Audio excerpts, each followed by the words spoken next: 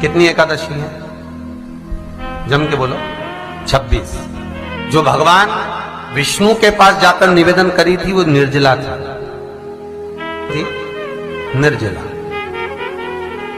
इसलिए सारी एकादशियों में निर्जला एकादशी की महत्वता शास्त्र प्रमाण करता है महाराज। पर हिंदू धर्म के 3 व्रत ऐसे बता दिए जिन व्रतों का पुण्य समाप्त नहीं हुआ।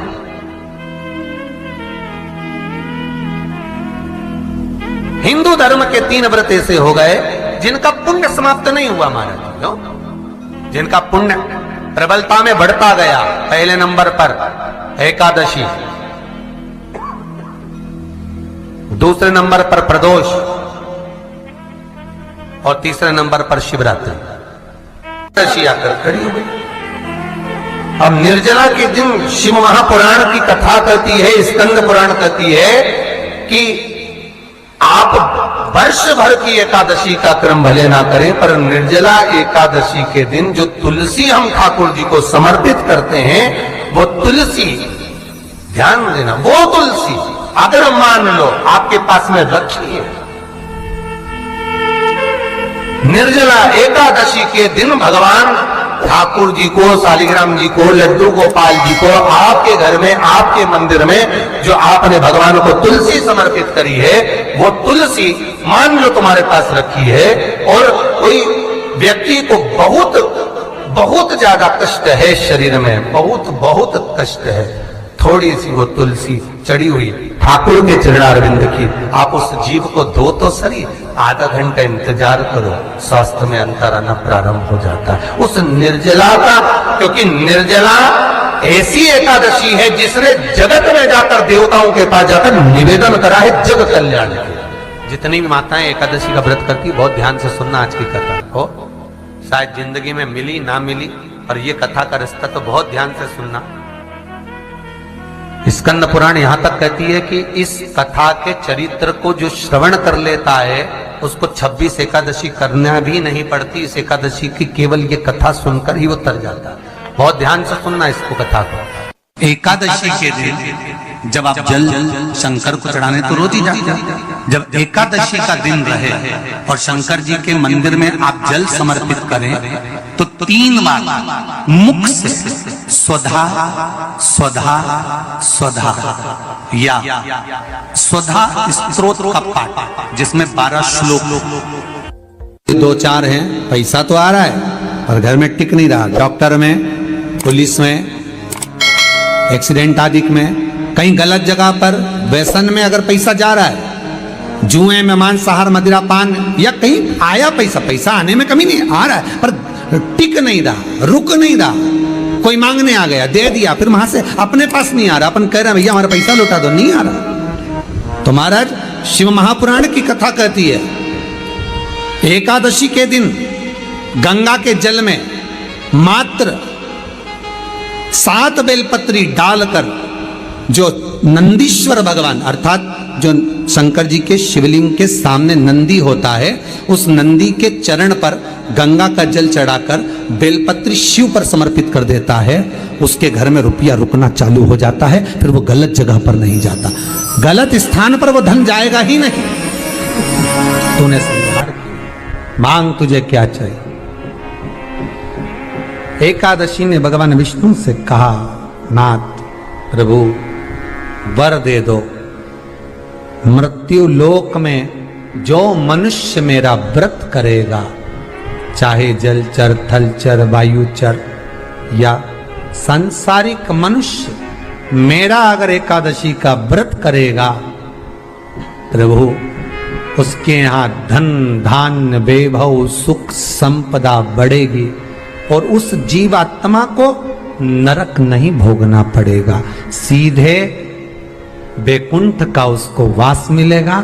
जब जीव आत्मा को लेकर चला जाएगा, यम के दूत जब बंदी बनाकर ले जा रहे होंगे उस जीवात्मा को, जिसके प्राण छूटे होंगे, यम के दूत जब बंदी बनाकर ले जा रहे होंगे, तब मुझे वर दो कि मैं इसका हाथ पकड़कर बेतन्नी से पार उतार कर सारे नरकों से निकालती हुई आपके धाम में लेकर आऊं।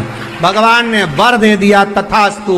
हे एकादशी सुनो, मृत्यु लोक का मनुष्य अन्न का त्याग कर कर, क्योंकि अन्न में एकादशी के दिन पाप पुरुष रहता है, अन्न का त्याग कर कर एकादशी के दिन जो मनुष्य तुम्हारा व्रत धारण करेगा, उस व्रत को करेगा और उस व्रत को धारण करेगा, उसकी मनोकामना पूर्ण होकर वो मेरे ही धाम को जाएगा।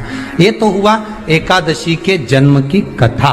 एकादशी के दिन गंगा के जल में मात्र 7 बेलपत्री डालकर जो नंदीश्वर भगवान अर्थात जो शंकर जी के शिवलिंग के सामने नंदी होता है, उस नंदी के चरण पर गंगा का जल चढ़ाकर बेलपत्री शिव पर समर्पित कर देता है, उसके घर में रुपया रुकना चालू हो जाता है। फिर वो गलत जगह पर नहीं जाता, गलत स्थान पर वो धन जाएगा ही नहीं।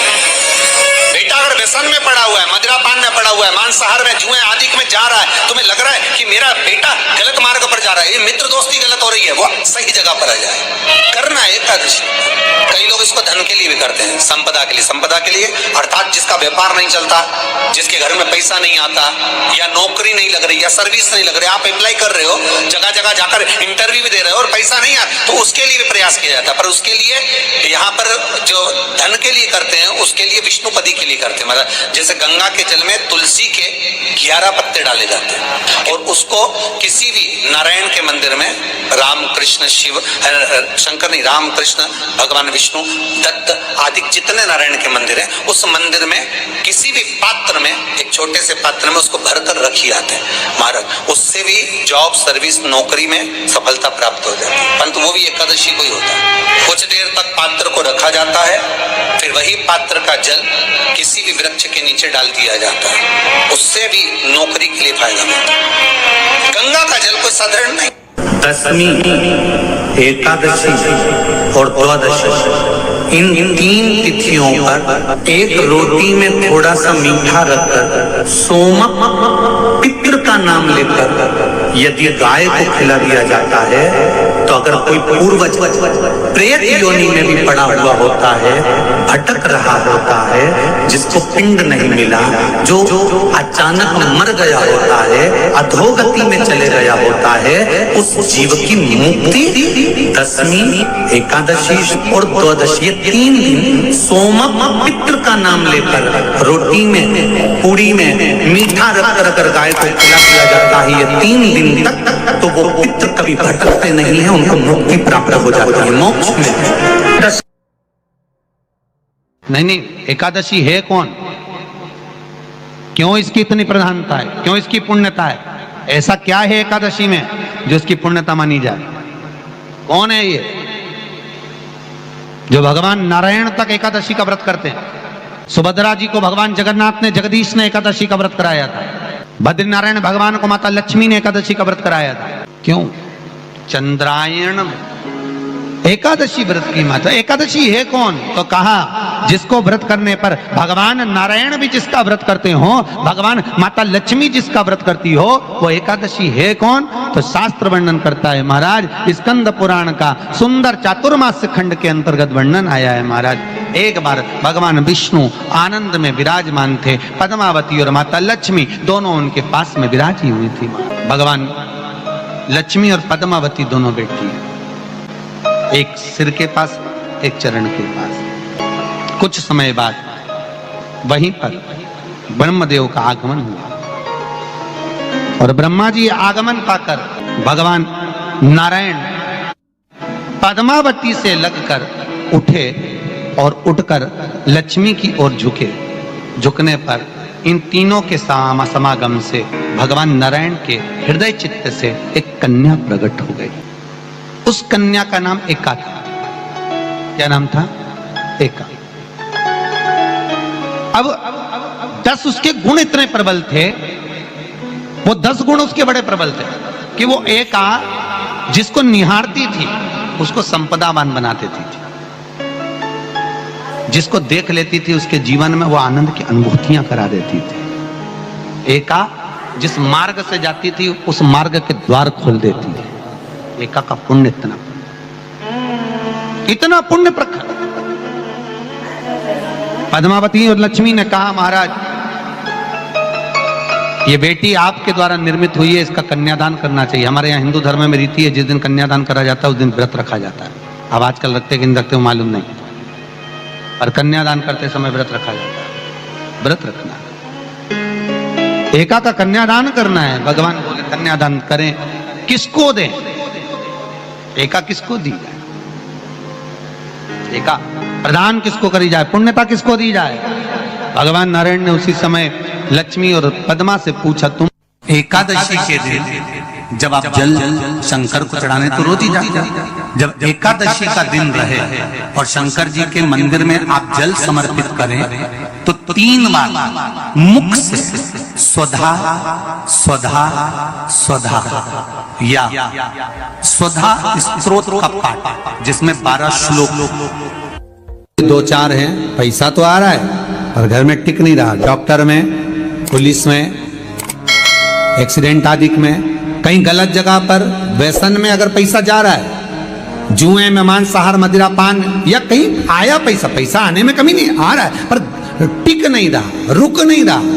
कोई मांगने आ गया, दे दिया, फिर वहां से अपने पास नहीं आ रहा, अपन कह रहे हैं भैया हमारा पैसा लौटा दो, नहीं आ रहा। तो महाराज शिव महापुराण की कथा कहती है एकादशी के दिन गंगा के जल में मात्र 7 बेलपत्री डालकर जो नंदीश्वर भगवान अर्थात जो शंकर जी के शिवलिंग के सामने नंदी होता है, उस नंदी के चरण पर गंगा का जल चढ़ाकर बेलपत्री शिव पर समर्पित कर देता है, उसके घर में रुपया रुकना चालू हो जाता है। फिर वो गलत जगह पर नहीं जाता, गलत स्थान पर वो धन जाएगा ही नहीं। तूने संहार किया, मांग तुझे क्या चाहिए? एकादशी ने भगवान विष्णु से कहा, नाथ प्रभु वर दे दो, मृत्यु लोक में जो मनुष्य मेरा व्रत करेगा, चाहे जलचर, थलचर, वायुचर या सांसारिक मनुष्य, मेरा अगर एकादशी का व्रत करेगा प्रभु, उसके यहां धन धान्य वैभव सुख संपदा बढ़ेगी और उस जीवात्मा को नरक नहीं भोगना पड़ेगा, सीधे बैकुंठ का उसको वास मिलेगा। जब जीव आत्मा को लेकर चला जाएगा, यम के दूत जब बंदी बनाकर ले जा रहे होंगे उस जीवात्मा को, जिसके प्राण छूटे होंगे, यम के